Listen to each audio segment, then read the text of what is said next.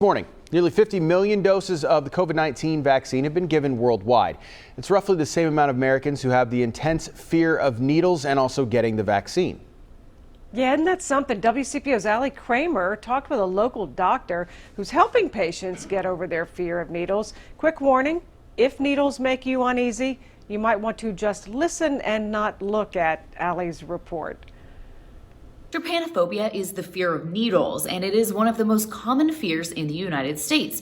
Right now, it is truly causing some people to avoid getting the COVID-19 vaccination. For some, just knowing this video contains needles is enough to cause them a feeling of doom, dread, even paralyzing fear. Those who suffer from the actual phobia and not just the slight fear can't even think about getting a shot, even when it could protect them from a deadly virus. But there are people who can help, like Dr. Philip Hartman, who is a family practice physician with St. Elizabeth.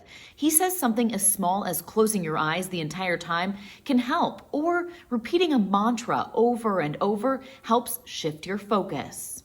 There's a 5-4-3-2-1 technique for anxiety where you look around you and name 5 things you can see, 4 things you can hear, 3 things you could feel, 2 things you can smell, and 1 thing you could taste.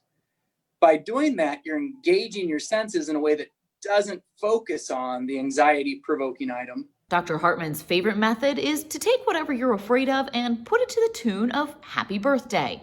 It makes something that you fear feel more silly. But on a serious note, Dr. Hartman says keep in mind you're not choosing this needle versus the risk of no needles.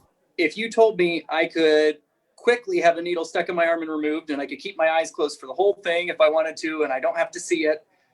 Or if I end up hospitalized with this, I'm going to have needles in my arm the entire time.